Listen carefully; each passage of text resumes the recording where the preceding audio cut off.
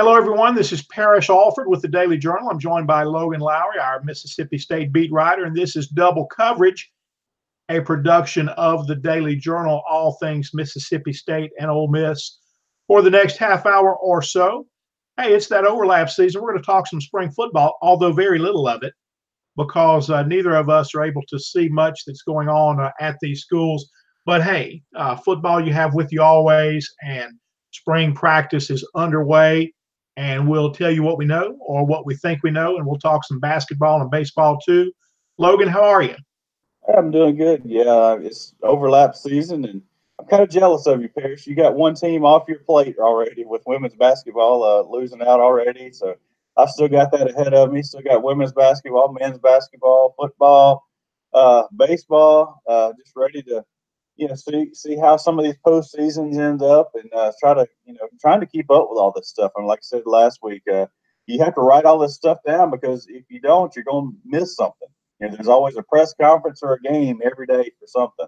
Yeah, and women's basketball is complete now for the season at Ole Miss. It's interesting that you bring that up, and we'll touch on this real quickly and then move on.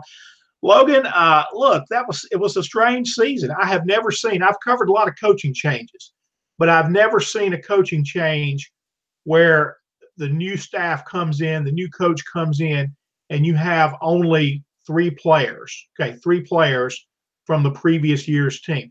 You have attrition. Sometimes players leave, they move on, they find different opportunities, what have you. But it was really a strange season, and there was a fourth, but Tori Lewis was redshirted, never really played, didn't factor in. She had three players, Yolette McPhee-McEwen, who played on last year's team. One of those was a redshirt freshman. One of those averaged 1.6 points per game last year. And the other, Chandrika Sessom, was a pretty good player, but she was hurt most of last season and missed enough games to qualify for a medical redshirt. So really strange mix of newcomers. And even with that, Ole Miss was able to win 3 conference games, which is 3 times as many as they won last season. Now, it's not that you call this a success. It's just odd. It's just interesting to watch. I do like Yolette McPhee-McEwen in terms, Logan, of just energy and work ethic and personality. And it sounds like that is resonating a little bit with recruits. Sounds like there are some people coming in who can help the program. It will be a big cast of newcomers again next year because some of these players who came in, some of these transfers had only 1 year of eligibility. Crystal Allen, LaCara Salter. So, lots of transfers again next year. And, while the roster looked very different this year from last year, next year it'll look different again. But just an odd season for the Ole Miss women. And, through it all, they won a few games. And, then they played some games like they did against Florida in the SEC tournament where, it takes them till about 10 minutes left in the game to reach 30 points. So just odd season. Yeah, and I'm with you. I was impressed with Coach Yo as far as her positivity. She seems like a glass half full type coach, and that's what you really needed this year because there wasn't going to be a whole lot of positives, but she was able to probably draw out a few more wins that win over Kentucky was huge for them. But for Mississippi State, they won the SEC championship regular season for the second straight year. Had a huge game against South Carolina this past Sunday for the SEC championship. Mississippi State had already clinched at least a share, but they wanted to win that thing outright and had to do so on South Carolina's home floor. And that's a place Big Schaefer has never been able to win is at South Carolina, and they were able to get that done on Sunday. Had a huge second half, trailed for a good bit of the first half, and were able to kind of turn things on there in the third quarter and ended up winning that game. Mississippi State was going to go into the SEC tournament as the number 1 seed anyway, but like I said, they won the trophy outright. Now they're going for the SEC tournament championship trophy, and that's something this team has never done. They've lost to South Carolina in the championship game all the last 3 years. So, this year they're wanting to win the SEC tournament title. They're motivated going into that thing. So we'll have to kind of see how things go. They play at 11 o'clock on Friday As we're recording this, Parrish don't know who they play yet. They'll either play Tennessee or LSU. They'll play in about 50 minutes from when we're recording this. So I'm going to have to wait until that game to write my preview this afternoon to find out exactly who State's going to be playing. Well, Logan, I know that State's ladies have been on the right outside the top 5 most of the year, just in terms of the rankings. But is this team a number 1 seed? Well, right now they're ranked number 5, and they're number 5. Or they're ranked 6, I think, as far as the projected seeds. I think they're going to be probably a number 2 seed right now. I think if they actually go in and win the SEC tournament, that could possibly bump them up into being a number 1 seed. As far as a national seed anyway. But, State's going to host the first 2 rounds in Starkville. We already know that as far as the NCAA tournament. So, that's another huge thing. The best thing they can do is probably still try to avoid being stuck in the same bracket as UConn. I mean, that's what they really want to avoid. So I haven't looked at any of the latest projections. Like I said, I want to wait to kind of see how the SEC tournament shakes out and see how things get finalized before I start making any of my travel plans. Well, it's going to be a busy postseason. Will that postseason include the Ole Miss men? Don't really know at this point. Logan, you could kind of see this finish coming, this possibility with 2 weeks left in the SEC regular season. Ole Miss still needing to win a little bit to really strengthen its resume relative to an NCAA bid. There's a feeling around the program has been that the magic number is 10 SEC wins, a 10-8 finish in the SEC. That would be enough to get Ole Miss into the NCAA tournament. Well, they're at 9 wins, been at 9 for a while. Now they are 9-7, 9-8. Now you got 1 game left. At Missouri. But when you looked at these 2 weeks, these last 2 weeks, and you already were at 8 wins, you were at 9 wins because of the Georgia game. Looking for that 10th win, you had 2 home games left. Those were Tennessee and Kentucky, 2 of the best teams in the league coming to your place, where frankly home has not been a safe haven for Ole Miss this year. You knew those games were going to be tough. Ole Miss played well, had chances to win late in both of those games, and didn't make the plays at the end to get it done. The other 2 games were on the road, teams that didn't have great records, Arkansas and Missouri. And at Arkansas last Saturday really was a good chance for Ole Miss to pick up that 10th win, and they did not. Lost 74-73 again in the last possession, not able to get it done on the road. So we'll see if the Rebels can get that 10th win against Missouri Saturday. Missouri is a team that, they defeated in Oxford about a month ago, but Missouri played them right up into the last 3 minutes or so. Maybe coming out of that under 4 timeout, Brian Tyree kind of put the Rebels on his back and really helped them pull away late against Missouri. But look, Missouri is another SEC team that you look at near the bottom of the standings, but they haven't quit. And just like Arkansas, they hadn't quit. They're not throwing in the towel, and it's not going to be easy. But one thing, Logan, that really I think will give Ole Miss a good chance to pick up that win on Saturday is how the Rebels have been rebounding of late. That had been such a problem area for them this season. And I think it speaks to good coaching when you can take these players at this stage of the season. You don't see that that kind of improvement. When you get to this point in the season, so often you are what you are. But Ole Miss really has rebounded better the last several games. They were like +8 on the glass against Kentucky, that leads the SEC in rebound margin. Now, there were some other things that Ole Miss didn't do well enough. They didn't get enough stops Tuesday night in the post. Kentucky, when John Calipari made a commitment just to throw it inside to P.J. Williamson, Ole Miss couldn't stop him. I mean, is it Williams or Williamson, Logan? Washington. Okay. I tell you what, it's PJ. I know that. I'm not going to forget PJ, because when Cal made the commitment to throw it in there to him, Ole Miss had no answer. He scored at various times. He scored over Bruce Stevens, Dominique Olejniczak, Blake Henson, KJ Buffin. nobody could stop him. They couldn't get the double team there in time. Very skilled player.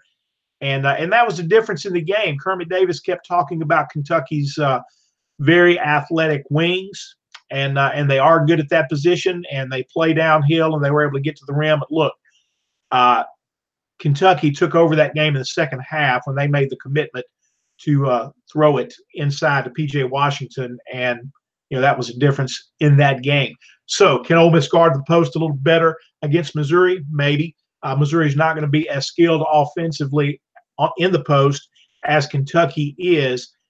The key is rebounding. If you can hit the glass the way they have the last 3 or 4 games, they'll be in contention. They're going to have to hit some shots, going to have to shoot, but they've played well on the road this season. Their bigger wins have been on the road as opposed to at home. Logan, they've got wins, at Auburn, at Mississippi State that are really kind of fueling that NCAA net ranking for Ole Miss right now. I thought the win at Vanderbilt early in SEC play was going to be a quality win. And I think at the time it was more quality than what a win against Vanderbilt has turned out to mean. Vanderbilt looking like it's going to go winless in the SEC season. But Ole Miss, several wins on the road, and that's what's keeping the Rebels around in this NCAA conversation. Maybe they can get one more against Missouri, and then we'll see. Well, another thing is, the people who watch the bubble, Logan, tell me that the bubble is very soft. The bracketologists say the bubble is not strong, so probably not a lot of bid stealers out there. Lots of times you get to this point in the season, and I've seen this before with Ole Miss, where you have a fairly strong resume, or you think you do. You think you have a good argument to be in on Selection Sunday, but then all of a sudden you have upsets in conference tournaments. You have bid stealers, and and what ends up is you have some people with deserving NCAA resumes who don't get invited. That happens every year.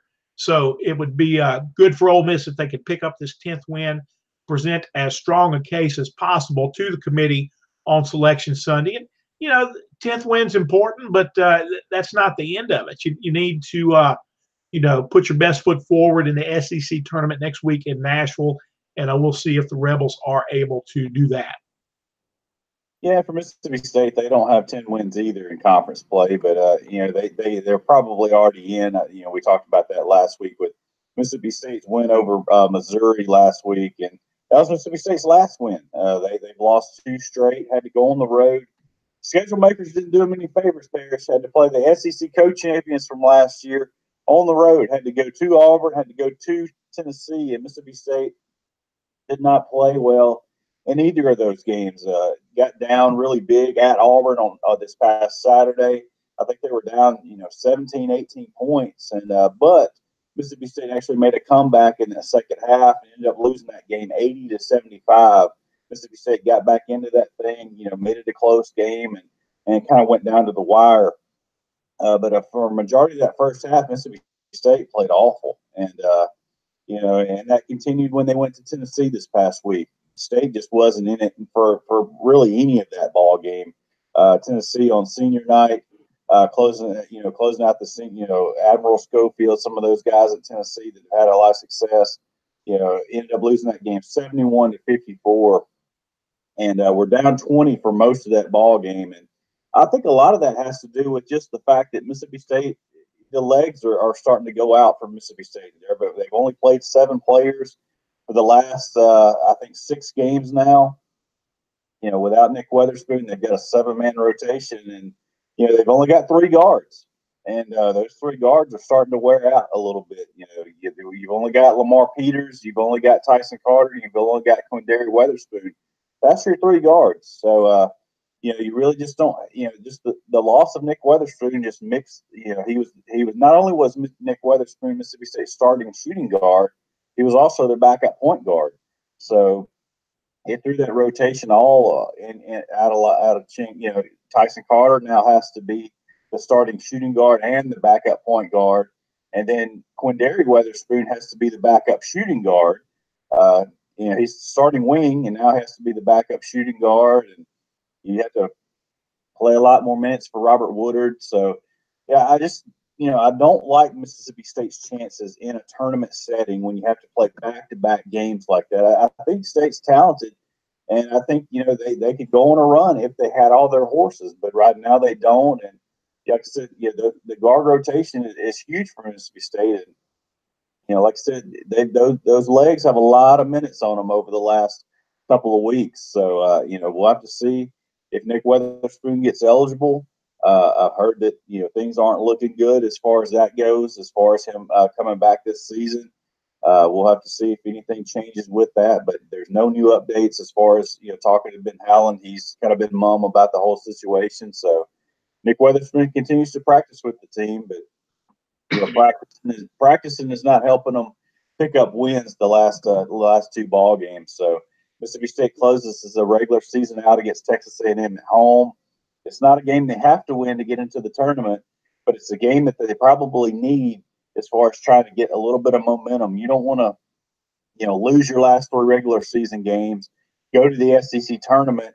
If you get beat out there, then you've lost 4 straight games going into the NCAA tournament. It's just not a whole. They need something positive to happen for them. Texas A&M hasn't had the best year right now.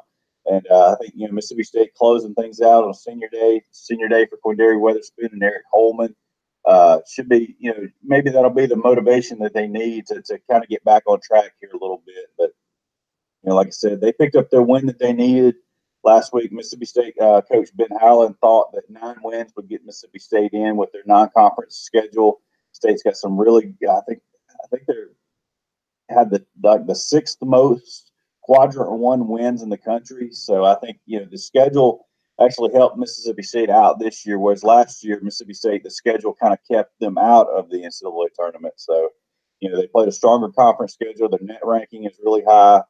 State's in, but, what type of team are you going to get into the tournament? Like I said, you need some momentum and you need some fresh legs. And right now, Mississippi State doesn't have either one of those things. Yeah, Ole Miss is dealing with some of those depth issues as well, and I think that's affecting the Rebels and how they have not been able to close some of these games as of late, because that's what they were doing earlier in the year at Mississippi State, at Auburn, able to make plays at the end of games. Let's talk baseball a little bit. Logan, the Bulldogs look like they are soaring. Yeah, they're 12-1 right now. Their one loss was to Southern Miss in a 10-inning game that they lost 1-0. So actually, State should probably be undefeated right now. They played well enough to win that game, but went on the road this past weekend to play in the Frisco Classic. They beat Texas Tech 4-2 on Saturday and beat Sam Houston State 5-4 on Friday.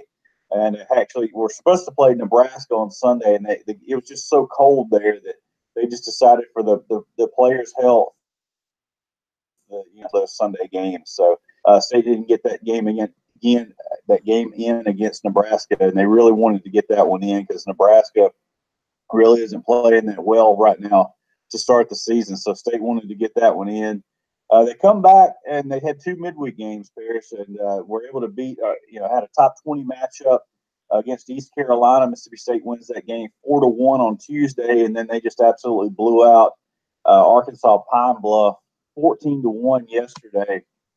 And that game, it was 2-0 up until the 7th inning against Arkansas Pine Bluff, and Mississippi State scores 12 runs in their final 2 at bats. They just really had trouble picking up the velocity from Arkansas Pine Bluff. They had one reliever, Parrish, that was throwing the ball up there at 58 miles an hour. That's little league type stuff up there. But they had trouble making the adjustments. They had a lot of infield pop-ups. They just were getting under those slow pitches, and they finally made the adjustment late in that ball game. They were able to scratch across a dozen runs. But right now Mississippi State's they're pitching it out. Just unbelievable. They have a team ERA of 1.45. Teams are hitting a $1.73 against them.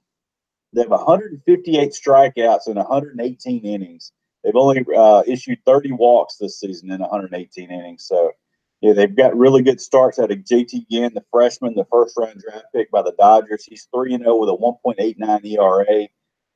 Ethan Small has a 2 ERA. He has 30 strikeouts and 0 walks in 18 innings. So, he's and going back to JT again, he's got 24 strikeouts and only 3 walks in 19 innings. Teams are batting up, but 109 against JT again and 175 against Ethan Small.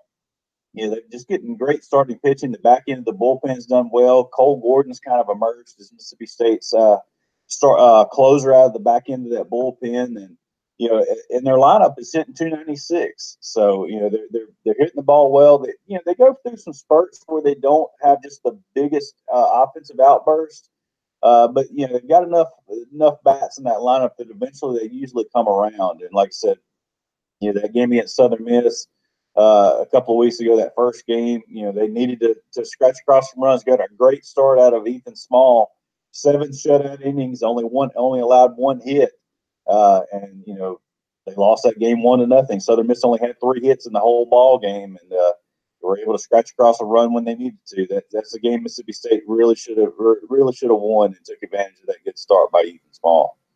Logan, you mentioned the velocity and how the slower pace kind of kept the Bulldogs off track for a while against Arkansas Pine Bluff. Ole Miss dealt with that to a degree against East Carolina on Wednesday. A sophomore left-hander, Jake, gosh, I don't have the last name with me, but he was didn't throw that hard, but threw with great accuracy and control and a lot of off speed, and the Rebels were not able to get to him. He went 8 2/3 with a no-hitter, Logan, and finally Thomas Dillard singled in the 9th, and Rebels got some other people on base, got him out of the game, made it 3-2, and had the bases loaded when the game ended on Cooper Johnson's pop-up in foul territory. They were not able to come all the way back and beat East Carolina. Ole Miss is 9-3 right now, Logan, and really looking like a team that could develop and could really start playing well, but right now is trying to find some answers. And one of the things that Mike Bianco wants to see this weekend, the last weekend before SEC play starts, is how long his starters can go. Can he get longer outings from his starting pitching on the weekend has been a little sketchy for Ole Miss this season, but they're going to keep the same rotation against UAB. That'll be Will Etheridge on Friday, Zach Phillips, a junior college transfer left-hander, on Saturday, and Gunnar Hoagland, who also was a first-round draft pick last year but chose to attend college. He'll go in that game 3 spot. But look, these guys, and I'm talking specifically about Phillips and Hoagland here, have not gone past 5 innings in a game, and they're really trying to increase that number. Opponents are hitting well against them. Hoagland has shown good control, just 1 walk, but when he leaves a ball in the zone, he's leaving too much of it in the zone, and teams are hitting 383. Teams are hitting 347 against Phillips, and he has walked 7. So Bianco would like to see more out of these guys. The bullpen has been pretty good. Behind them, Austin Miller, Max Chofie, some others. Freshman Doug Nikhazy, who probably will have a decreased role this weekend because he started and pretty solid, except for 1 inning that got away from him. A breaking ball that was left up in the zone turned into a 3-run home run, and that was all the scoring for East Carolina. But the bullpen's been pretty good for Ole Miss, and so has Etheridge, making that move from middle relief to your Friday night starter. He's been that dominant game 1 pitcher that you like to see, but he's only thrown 8 2/3 innings this season. In that first start against Wright State, he developed a blister on his pitching hand, missed his next start, was on a pitch count last week against Long Beach State through just 3 innings. So Etheridge hasn't given up a run, but he also hasn't pitched very much. Teams are hitting just 194 against Will Etheridge. So he has been the guy that Ole Miss needed in that position. Others are still trying to find their way, and I have a feeling that you're going to see some roles change. I might see that weekend rotation break up a little bit. Some other guys get an opportunity in there if this weekend doesn't work out as Bianco hopes. But look, you knew coming into this season that what was going to carry Ole Miss is its offense, and it has been a good offense, particularly Dillard and Ryan Olenek. Tyler Keenan has come on and leads the team in RBIs. You're seeing a lot of production from guys who've been there before, and there are some others that aren't quite producing at the level they did last year. Chase Cockrell, not having quite the season he did a year ago. Some guys that Bianco said really hit well in the fall and had earned some at-bats. Tim Elko, Carl Gendel haven't really done that in games so far, so still a work in progress there. But the thing is, Logan, when you count on offense as your calling card, that's not as good as being that dominant pitching team with a deep and productive staff. I just think the offense has a tendency to leave you a little more than the pitching does, and that was certainly the case against East Carolina on Wednesday. So we'll see what the Rebels can get done against UAB. UAB comes in 9-4. And they're 5 runs from being 13-0. They've lost 3 games by a run and 1 game by 2 runs. One of those 1-run losses was 3-2 against Mississippi State. So, a solid opponent coming in for the final weekend before SEC play. The Blazers lost earlier this week 4-3 at Alabama, and it will be Alabama visiting Oxford for the first weekend of conference play next week. Hey, folks, we'll talk a little spring football next week, kind of running on fumes here at the end. But we thank you for clicking in and being a part of double coverage. Come back and join us next week.